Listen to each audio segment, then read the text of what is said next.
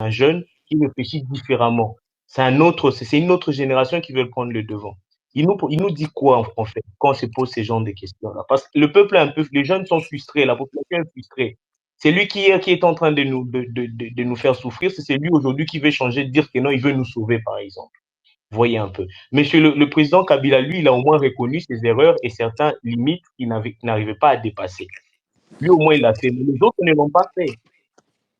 Monsieur Nanga aussi a reconnu ses erreurs, mais les autres ne l'ont pas fait. On le voit seulement aller de l'autre côté, faire comme si de rien n'était. Mais répondez Merci. pas vous-même, laissez-lui vous répondre maintenant. Oui. C'est bon, j'attends, c'est bon. Bon, très rapidement, c'est vrai qu'il y a plusieurs réponses à donner à vos différentes questions. Premièrement, je vous parle en tant que politique, du point de vue du politicien congolais. Le politicien congolais aussi se pose la question de savoir si le peuple qui se considère comme victime de la gestion du politicien souffre assez. Parce qu'on ne s'habitue pas à la souffrance. Et celui qui souffre réagit, il n'a pas besoin de mots d'ordre. On ne voit pas ces peuples-là réagir malgré la souffrance qui a atteint son paroxysme. Ce peuple-là ne réagit pas. Le politicien, aujourd'hui, le modèle Seth Kikouni qui entre en politique avec ses propres moyens, qui n'a jamais travaillé, qui n'a jamais bénéficié de l'argent du trésor public, qui a dépensé l'argent de sa poche pour devenir politicien et qui a perdu beaucoup en investissant en politique, est différent des autres politiciens qui ont travaillé et qui aujourd'hui font l'opposition.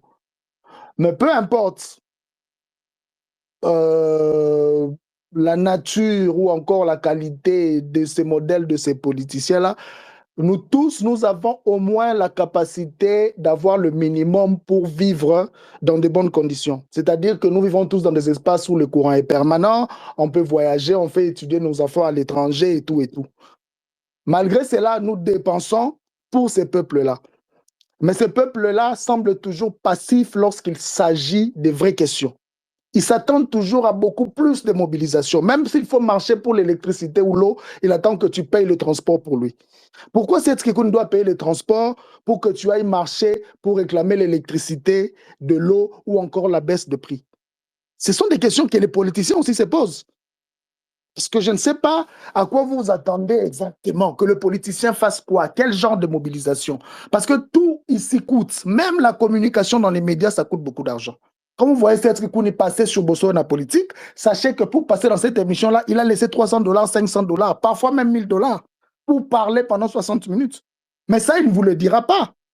La chaîne a bénéficié, vous l'avez écouté, mais en contrepartie, Seth Kikouni a gagné quoi? Pour organiser les marches que vous voyez là, les meetings et tout, ce sont des dépenses que nous engageons. Mais moi, en tant que personne, je sais qu'on ne s'habitue pas à la souffrance.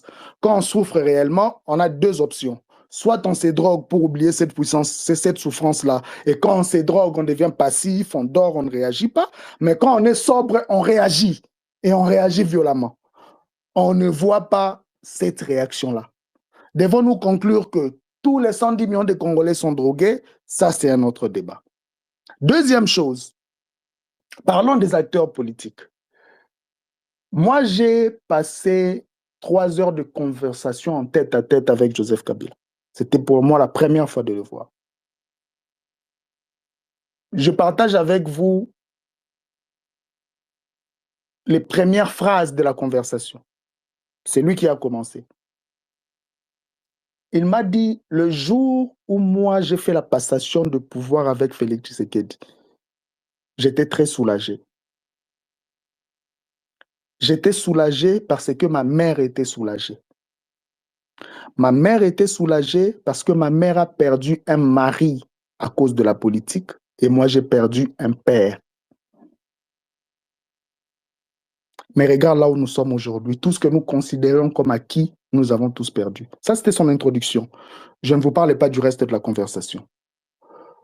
Maintenant, nous sommes dans une situation où le Joseph Kabila, à qui vous pouvez tout reprocher, le jour où il a fait la coalition avec Félix Tshisekedi, il était au sommet de sa puissance parce qu'il sortait d'une gestion de 18 ans.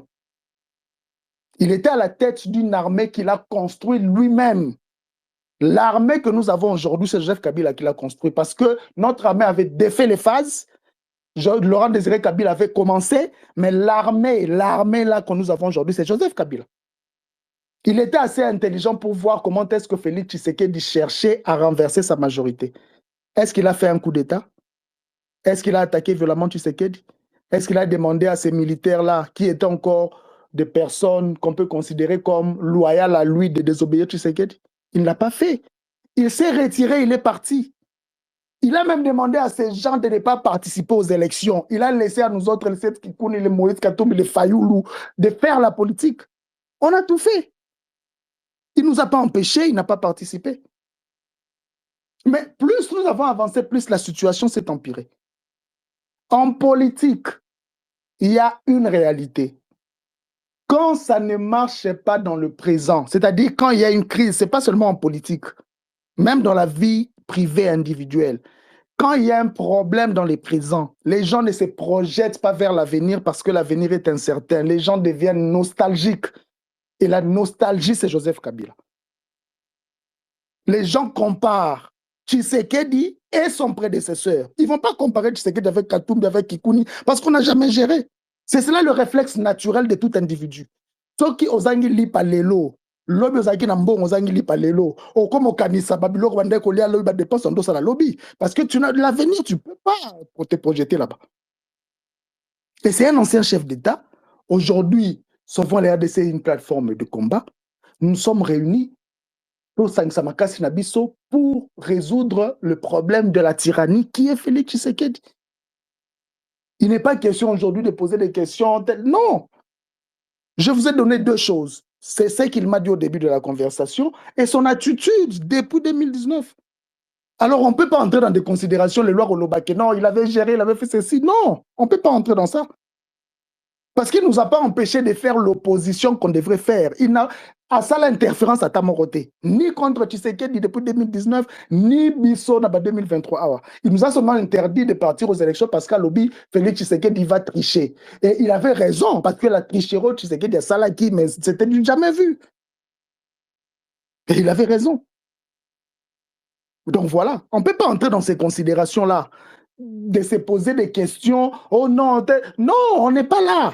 Nous sommes en face d'un tyran qui est sans pitié, qui ne respecte aucune règle de jeu.